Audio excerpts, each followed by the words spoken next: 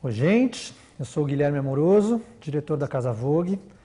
Estou aqui hoje na Breton, convidado pela marca, para conduzir uma conversa sobre sustentabilidade na arquitetura e no design. E queria primeiro agradecer a Breton por estar me recebendo aqui e por estar recebendo também as duas convidadas aqui ao lado. Na verdade, a Anete Rivkind, diretora comercial da marca e nossa anfitriã hoje. E também Fernanda Marques, arquiteta mais do que renomada, que dispensa apresentações. O escritório leva o nome dela, é claro. E já são aí décadas de um trabalho muito consistente que integra a arquitetura, o design de interiores, o design de produto e um conhecimento bastante grande sobre tudo que a gente vai discutir aqui hoje. Gente, boa tarde. Obrigado pela presença. Eu queria começar perguntando para a Fernanda e depois a Anete vai estender os comentários dela em nome da Breton. O quanto você considera que esse público já tem trazido as preocupações com sustentabilidade, com preservação ambiental para dentro de casa, na medida que fazem escolhas de produtos, de materiais, de outros tipos de serviços, etc. Se isso já é uma coisa muito presente que você vivencia e quais são essas escolhas que a gente pode chamar de sustentáveis que você vê esse público fazendo hoje? Bom, Guilherme, é um prazer estar aqui com você hoje. Anete, muito obrigada pelo convite.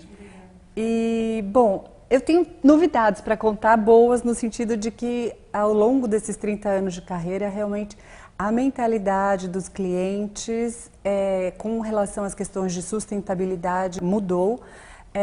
Eles estão muito mais conscientes do momento que a gente está vivendo, das necessidades imediatas do planeta de ação hoje, né? O que torna o nosso trabalho mais fácil. Ao mesmo tempo, eu digo que a nossa responsabilidade enquanto arquitetos e designers é extremamente grande, porque nós somos aqui veículos, né, de transformação e também de ajudar na difusão desse conhecimento, de que maneira, através das novas construções, do design de mobiliário, enfim, como é que a gente pode aplicar essas questões da sustentabilidade e tudo, mas eu procuro, sempre que me perguntam, eu procuro dizer que o principal é a gente começar nas pequenas coisas, né? A visão do nosso dia a dia, o que de dentro da nossa casa, dentro ali de junto da nossa família, o que a gente pode fazer para já ter uma consciência maior, né? Desde a questão do consumo, o uso do plástico, como é que a gente vai tratar o lixo, quando a gente se depara com aquela quantidade de lixo que a gente gera, né? É um choque, né? Então, assim, eu acho que a consciência deve começar das pequenas ações e nós aqui, arquitetos, depois a gente ajudar a colocar essa mão na massa aí para pôr essas atitudes mais em prática. Acerca mesmo de materiais, de técnicas de construção ou de fabricação dos produtos, o que existe de mais novo que é considerado mais responsável com o ambiente, com a sociedade, que vocês já têm usado na prática, no dia a dia? E como esse material mais novo e mais sustentável se compara com o que era utilizado antes? Ele é pior, ele tem menos durabilidade ou não? A performance é até melhor? O que tem acontecido nesses últimos tempos no trabalho do escritório e também da Breton? Eu vejo que dentro dos meus projetos a gente traz hoje, né, uma preocupação muito grande com relação ao uso de madeiras certificadas, principalmente o que a gente pode fazer para diminuir o consumo elétrico dentro dos nossos projetos, porque isso realmente, a longo prazo, traz um impacto enorme. E eu digo que essas questões ambientais e de sustentabilidade, elas nascem desde do primeiro movimento do projeto, que seria, por exemplo, o movimento de terra, né? O quanto mais a gente pode respeitar a topografia do terreno, a vegetação que já está ali, como é que a gente incorpora isso dentro do nosso projeto. Então, acho que essa é uma premissa número 1. Na seguinte, eu coloco as questões, eu gosto muito de priorizar vistas, de trazer essa questão do quebrar essas barreiras entre o externo e o interno, trazer essa sensação de jardim para dentro da casa, mas isso perde o valor, por exemplo, se eu não prestar atenção à questão de insolação, ar-condicionado ligado o tempo todo, valorizar a luz natural, para que a gente possa ficar durante o dia sem estar com luz ligada, não é verdade? Então, isso é muito fácil, porque isso não tem um impacto de custo na obra, tá? Na verdade, isso vai trazer uma economia a longo prazo para o meu cliente, porque na manutenção dele, depois, no custo, essas questões anualizadas, isso vai fazer muita diferença, tanto para o planeta quanto para o bolso dele, né? E depois a gente entra, então, num segundo patamar de decisões, vamos chamar assim, quando a gente fala da especificação de materiais. Aí sim, na madeira certificada, materiais que estejam mais próximos do local da obra, uso de rochas, de pedras que sejam mais regionais. E hoje é importante dizer isso, porque talvez precisemos divulgar mais, né? A gente já tem um leque grande de opções de materiais reciclados, né? Inclusive nas questões de porcelanatos, de cerâmicas. Então, e quanto mais a gente aumenta a gama, mais o valor fica acessível, né? Há uns anos atrás, realmente, se você quisesse usar um piso reciclado, que você pensa assim, puxa, é um material que já foi utilizado, né? E está sendo agora tratado de uma outra maneira, como é que ele pode custar tão caro, né? Mas hoje a gente já está com bastante opção no mercado, então tem saída, dá para fazer uma coisa bem bacana a custo acessível. Essa é uma questão, né, que a gente sempre se depara com ela, e eu tinha aqui guardada para vocês, que é isso. Fazer uma arquitetura, um design sustentável é mais caro de verdade? Porque isso virou um mito, né? E nem sempre a gente está falando de materiais que são mais caros, de técnicas mais caras. Na prática, como é que vocês veem? Eu acho assim, se você for fazer uma obra certificada, quer dizer, extremamente sustentável, ela ainda vai sair mais cara sim, tá? Mas, primeiro porque tem toda uma metodologia que até a empresa, né, a construtora, o cliente, todo mundo entrar nesse processo, né, tem toda uma curva de aprendizagem também, né? Fora isso, mas se a gente não quiser chegar a esse extremo, porque eu acho que as coisas podem ser paulatinas e devem ser paulatinas, né? A gente não vai virar essa chave do 0 para o 100, né? A gente vai com isso pouco a pouco e quando você vê aquilo já vai fazer parte do seu dia a dia, né? Então eu acho que com essas pequenas decisões e essas pequenas preocupações de projeto a gente já consegue avançar muito e trazer boas economias para o planeta, principalmente em termos de energia, né? Energia é um bom ponto, né? Porque muitas vezes a gente pensa só em material e esquece que tem muitas outras questões ambientais envolvidas. Mas eu gostei do que você falou, da mudança ser paulatina. Anete, você, à frente de uma indústria que está já chegando na sua terceira geração, você tem acompanhado essas mudanças? Nossa, como, né? Vamos combinar. Como é que tem sido para a Breton essa questão de ir atrás dos materiais certificados? A gente não esquece essa questão que você questionou. Nós temos a preocupação com a qualidade. E a Breton também tem tanta preocupação que nós aqui, todo e qualquer pedido, nós protegemos o metro quadrado da Mata Atlântica. É a preocupação com o quê? Com o planeta. Porque é onde nós todos vivemos, vão viver mais tantas outras e todas as outras gerações. Isso eu também concordo que vai ser a longo prazo, não é tão curto prazo assim, não se vira de 0 para o 100, como você falou, mas está indo numa boa engrenagem. Se me permite aqui o adendo que a Anete menciona, é uma parceria que a Breton tem com a Iniciativa Verde, que é uma organização que é parceira da Casa Vogue também, uma organização de compensação das emissões de carbono por meio do plantio de árvores. Então, assim, no caso da revista, a gente tem um cálculo feito junto a eles em que todas as impressões da Casa Vogue e as emissões advindas do processo de distribuição da revista são calculadas e são compensadas com o plantio das árvores que vão repovoar a atmosfera desse carbono emitido. E a mesma coisa da Breton, cada pedido que é feito aqui na loja, esse metro quadrado que a Anete falou, ele é reflorestado, então é 1 metro quadrado a mais de floresta plantada com base nos pedidos feitos aqui. Tem uns dados aqui do Green Building Council que diz que o Brasil já é o 4º país com maior número de obras certificadas, com certificações ambientais. A gente perde para os Estados Unidos, China e Emirados Árabes, que, enfim, são potências até muito maiores que nós aqui. Então, eu queria saber, na visão da Fernanda Marques, na visão da Breton, qual a importância dessas certificações, se vocês vão ativamente em busca desses selos de qualidade ambiental, se isso é um movimento que veio para ficar, como é que vocês enxergam a questão da certificação? Esse investimento vale a pena porque, com certeza, valoriza, né? No momento de que você vai revender esse metro quadrado depois, isso agrega valor, né? Então, veja como então a gente está conseguindo esse movimento de mudança, né? De formatação que a gente tinha. Não se pensava, né, nessas questões do lixo, nas caixas que chegavam no cliente. Não era uma preocupação para a gente. Lixo era lixo, ponto final, né? Então, veja agora com a questão desse número de certificados que você coloca agora. Eu nem sabia que o Brasil estava em 4º lugar. Olha que maravilha, acho incrível, né? Com relação ao meu trabalho, como eu trabalho basicamente com arquitetura residencial, com interiores, né? Eu não faço arquitetura predial. Essas certificações, elas valem mais a pena para as edificações prediais, não é verdade?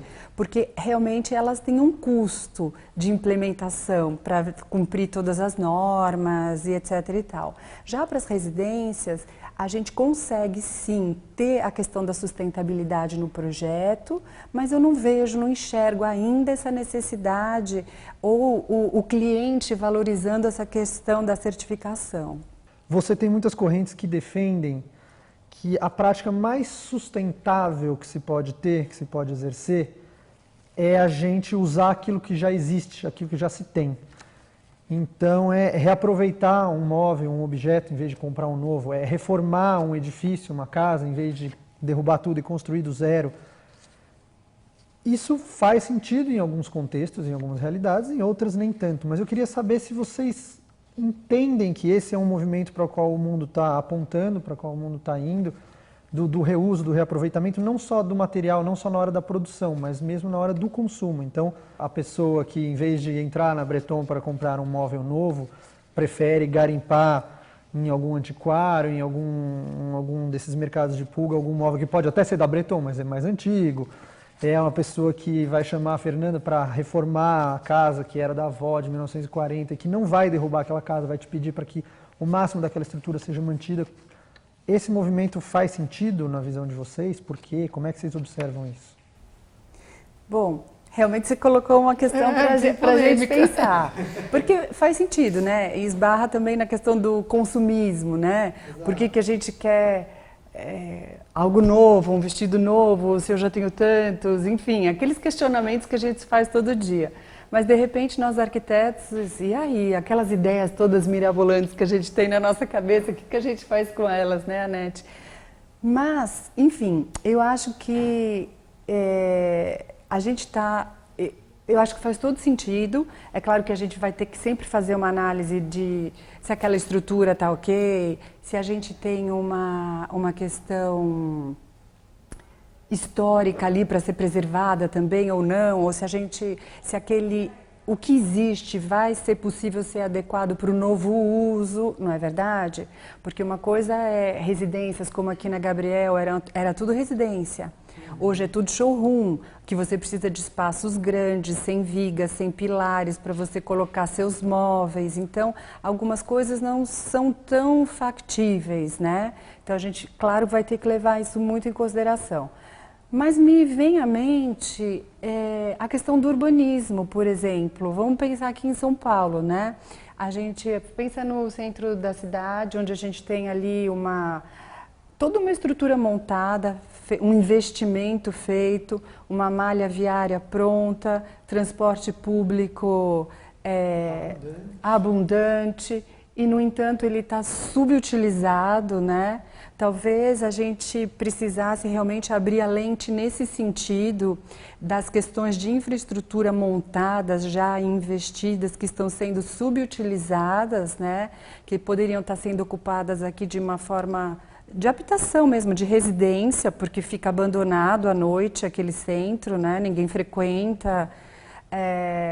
E isso não ocorre provavelmente só na capital aqui de São Paulo. Eu acho que nos grandes centros urbanos aqui no Brasil houve essa fuga do centro, né? Então, acho que a gente podia começar, você trouxe uma questão muito importante que me trouxe isso à mente, né? A gente olhar também com essa lente do urbanismo nas nossas cidades. Você criando um produto que é mais perene, que é mais durável, automaticamente você também refreia um desejo de consumo tão absurdo, porque a necessidade da troca daquele produto ela não existe mais. Exatamente isso. Vira uma opção ali, pode ser uma opção estética, a pessoa vai dizer que enjoou, que cansou. Aí são outros motivos que também vão da consciência de cada um que está ali consumindo e repensando seus motivos a cada escolha que faz. Mas imagino que isso passe na hora da própria concepção dos produtos aqui. Eu vou te falar que eu, na minha casa, eu fiquei numa casa quase 20 anos e sem trocar produto nenhum. Sem trocar nada. E não é por falta de escolha. E não foi por falta de escolha. Mas é isso que você falou, a gente faz um bem durável. Existe o desejo. Chegou uma hora que eu falei, agora eu quero minha casa nova. Eu acho que contanto que a gente, né, do momento que você vai trocar seu mobiliário, mas que você dê um bom uso a esses móveis, né? Porque tem... É claro, tem tanta instituição precisando, tanta gente, não é? Enfim, eu acho que você tendo consciência de que isso ainda tem um ciclo a ser cumprido, eu acho que está válido, não é? Faz todo sentido, está super válido, tem toda a razão. Uma outra questão que surge quando a gente fala de sustentabilidade é que muita gente enxerga também como uma coisa geracional, né? Então, é uma coisa dos mais jovens, você tem os mais jovens muito mais preocupados, com muito mais critério para escolher o que eles vão comprar, o arquiteto que vai fazer o projeto deles. Vocês que têm clientes de múltiplas gerações, acredito eu, a Breton eu sei que tem, a Fernanda imagino que também, vocês percebem essa questão também? É uma questão geracional ou hoje a gente já pode dizer que não? O critério na hora de escolher, a preocupação com a procedência de um produto, de um material, mesmo da mão de obra de um projeto, ele ultrapassa a idade da pessoa e ele é mais universal, ele é mais difundido em todas as gerações. Eu acho que o mais jovem, que é uma característica do jovem, né? Ele é mais apegado às suas crenças, né? Então, ele não vai sair daquela ideia dele ali, né? As questões dele de sustentabilidade e tudo mais. Vai ser muito difícil ele fazer algum desvio, né? Já, mesmo aí os clientes de uma geração mais velha, enfim, eles já têm essa responsabilidade sim, mas ainda se permitem mais desvios, vamos dizer assim. Além de ambiental, vou pegar uma coisa que a gente estava falando aqui em off antes da câmera ser ligada, né? Além de ambiental, a sustentabilidade é um valor também social, né? E a gente tem visto nesses últimos, vamos falar 10 anos, mas de maneira bem por alto, uma valorização ou uma revalorização do artesanato brasileiro de uma série de regiões, a gente não precisa enumerar todas aqui, mas você tem desde a Ilha do Ferro lá em Alagoas, passando pelo sertão do Piauí, você tem o Vale do Jequitinhonha em Minas, você tem uma série de comunidades, o Rio Grande do Sul interior lá também, uma série de comunidades e de trabalhos artesanais, cada um à sua maneira, cada um com a sua característica, sendo trazidos para o status que o design já goza, que a arte já goza, e com produtos e até autores sendo tão valorizados quanto alguns designers e alguns arquitetos hoje no mercado. Como vocês enxergam esse movimento, né? Uma vez que a gente tem aí uma mão de obra que antes não era tão valorizada ou era colocada num nível inferior ao trabalho do designer, ao trabalho do arquiteto. hoje finalmente sendo equiparada em alguns casos. Esse é um movimento que veio para ficar, essa é uma questão que também tem a ver com sustentabilidade. Como é que vocês duas, como empresas, mas também como pessoas físicas, se envolvem com a questão do artesanato? O que eu acho, assim, eu tive uma experiência muito importante, eu vou explicar, contar daqui a pouquinho para vocês, mas queria dizer que a questão da sustentabilidade, eu acho que ela ela precisa ter como alicerce essa questão do social também, né? Eu acho que isso anda junto. Então, essa questão da capacitação, eu acho que essa questão da gente tentar reduzir essa grande diferença que a gente tem, tanto educacional, né, social. Se a gente não conseguir reduzir isso, vai ser muito difícil a gente achar um caminho para um desenvolvimento mais sólido. Então, eu não vejo como não passar por isso, né? E a experiência que eu tive e que eu vi o poder transformador do design enquanto transformação social foi um trabalho que eu fiz a convite do Marcelo Rosenbaum, de quem eu já era fã e aí fiquei mais fã ainda, porque ele faz um trabalho maravilhoso na Amazônia junto às populações ribeirinhas, né? E ele me convidou para a gente desenhar uma linha juntos de potes, de vasos. Então, essa proximidade que eu tive, né, com essa população ribeirinha,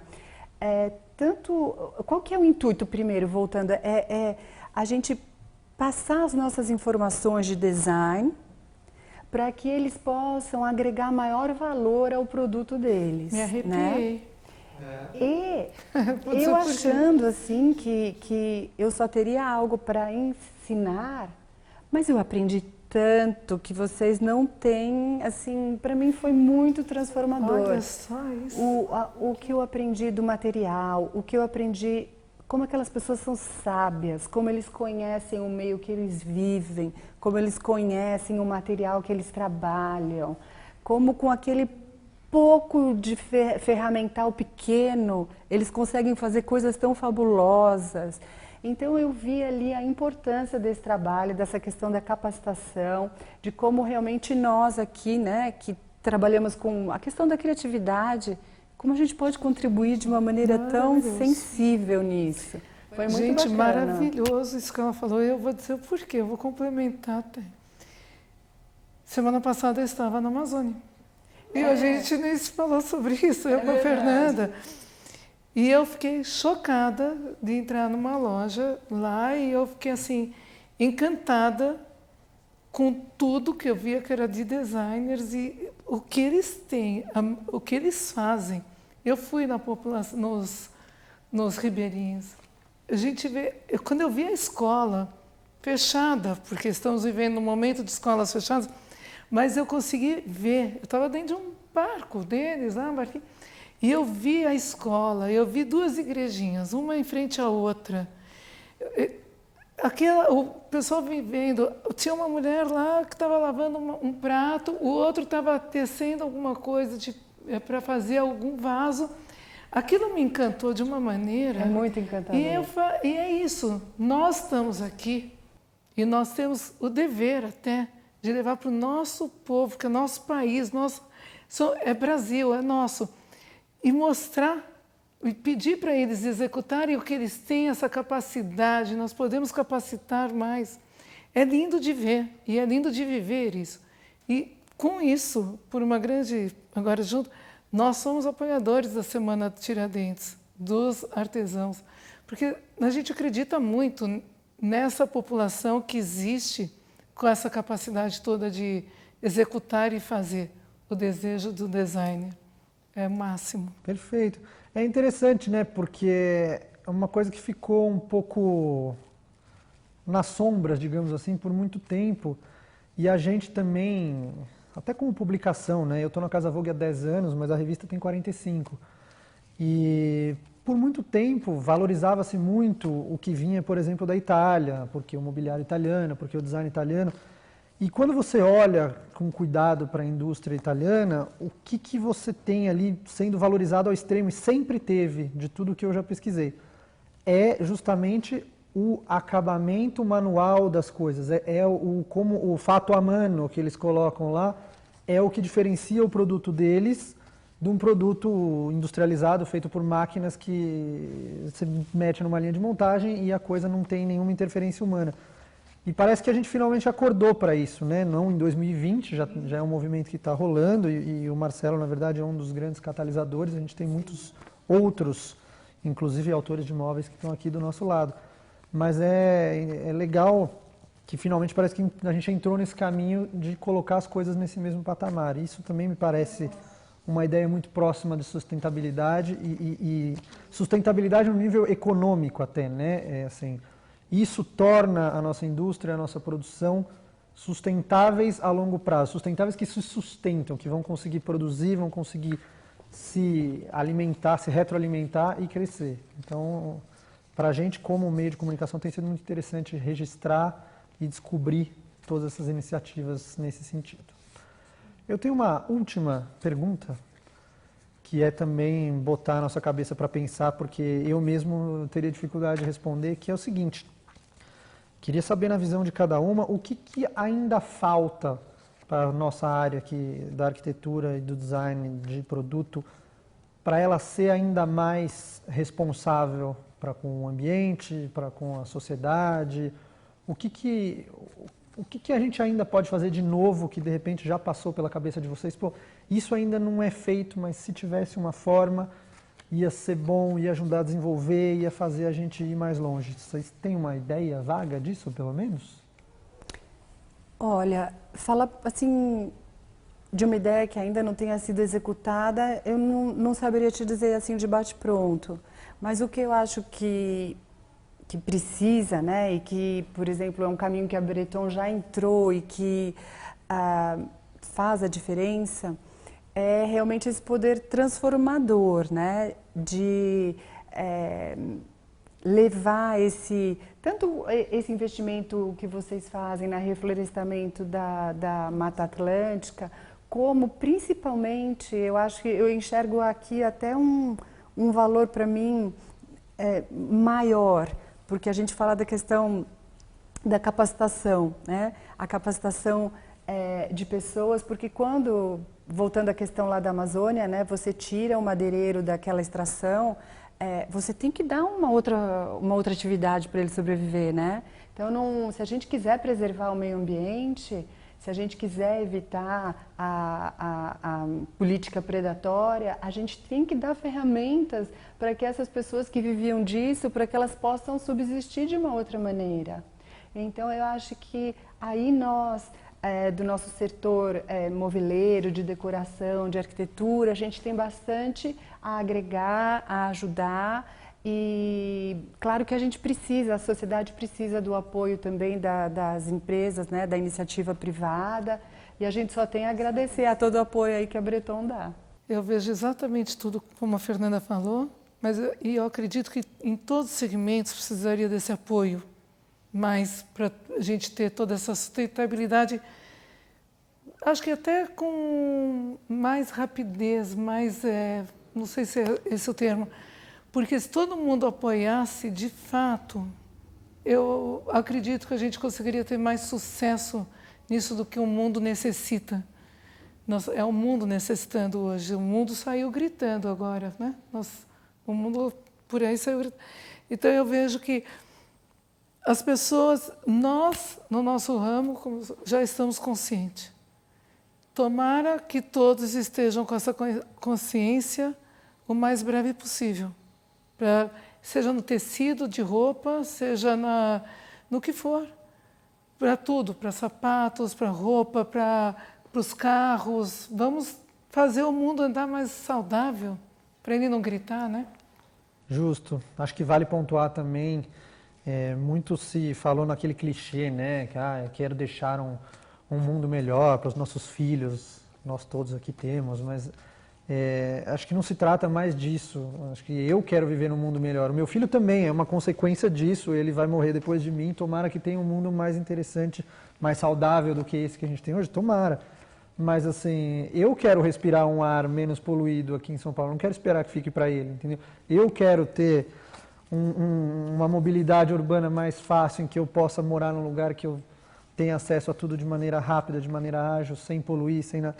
Então, acho que muito mais do que pensar só no legado que a gente vai deixar, que é importantíssimo, é pensar no nosso bem-estar, no nosso conforto. E isso está associado, como as pessoas não pensavam antes, mas isso está completamente associado à preservação dos recursos naturais que ainda nos restam, à preservação das relações sociais e econômicas que vão fazer todo mundo viver em paz em vez de em pé de guerra, como estamos hoje. Então, são preocupações imediatas, são preocupações urgentes, não são coisas para só o futuro, né? Investimento em ciência, pesquisa, que a gente precisa deles para os novos produtos, não é verdade? Para essas produções onde se gera menos lixo, enfim, precisamos acreditar aí na ciência, na tecnologia. E na educação, né? E na educação. Porque aí tudo se resolve junto, caminha junto. Alguém quer acrescentar alguma mensagem final, alguma coisa que a gente tenha deixado de falar? Gente, eu adorei.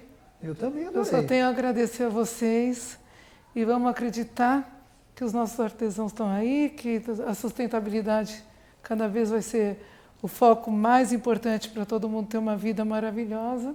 E é isso. Vamos trabalhar para isso. Vamos não é trabalhar verdade? juntos para isso, todo mundo. Maravilha.